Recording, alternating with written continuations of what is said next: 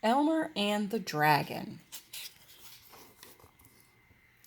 Chapter 1. Tangerina.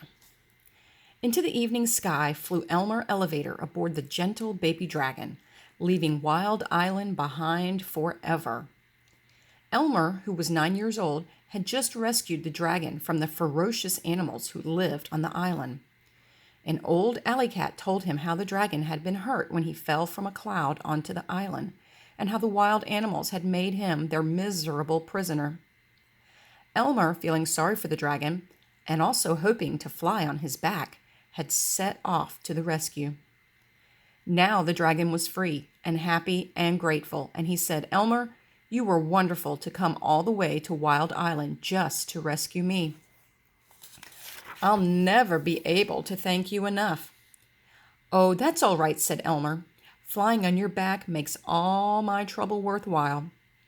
"Then I'll take you on a trip. Where would you like to go?" "Everywhere," said Elmer. "The trouble is that I ran away 10 days ago to rescue you, and I guess I ought to be getting home." "Well, at least I can fly you there." "That would be swell," said Elmer, peering over the dragon's side. "Let's rest tonight down there on Tangerina Island and start the trip tomorrow." "Fine," said the dragon, swooping down and landing beneath a tree on the beach of Tangerina. Elmer slid down and took off his knapsack. "You're beautiful," he said, admiring the dragon's blue and yellow stripes, his red horn and eyes, and his great long tail, and especially his gold-colored wings shining in the faint moonlight. "It's very kind of you to say so," said the dragon, suddenly feeling very hungry. "What's there to eat around here?" "Tangerines all over the place," said Elmer, picking one and peeling it for the dragon. "Pew, pew, what a terrible taste," choked the dragon, spitting out the tangerine as hard as he could. "What do dragons eat?" asked Elmer. "I used to enjoy the skunk cabbages and the ostrich ferns on Wild Island, but I don't see any here," said the dragon, looking anxiously up and down the empty beach. "Maybe you'd like the tangerine peelings?" suggested Elmer. The dragon closed his eyes and carefully bit off a small corner of a piece of a peel. Then he jumped up, yelling, "Why, they're delicious!" So Elmer and the dragon ate 19 tangerines. Elmer the insides and the dragon the peels. A chilly wind blew along the beach, and the dragon curled his great long tail around the boy to keep him warm. "Good night," said Elmer, resting his head on his knapsack. "I can't wait for the trip home tomorrow."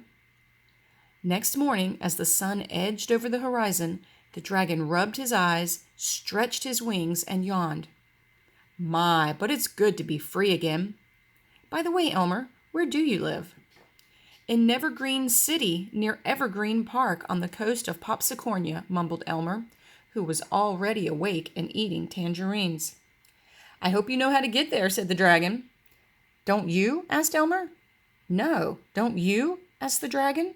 "No," said Elmer. "You see, I came here in the bottom of a boat, and I couldn't see where I was going." "The seagulls will know," said the dragon. "They follow the ships out to sea." "I'll go ask one," said Elmer, suddenly remembering that it would be nice to be home for his father's birthday. He walked down to the water where a very old gull was blinking at the morning sun. "Excuse me," said Elmer, "but did you ever hear of Nevergreen City?" "Of course," croaked the very old gull. "I lived there before I followed a ship to Tangerina, but I wouldn't dream of going back now." "That's very interesting," said Elmer. "But would you know how to go if you did want to?" "Certainly," asked the old gull, pointing his right wing toward the ocean. "Just fly in exactly that direction until you get there." Elmer took out his compass and found that this direction was west-northwest. "Is it very far?" "Far? I should say so." "Well, thanks a lot," said Elmer.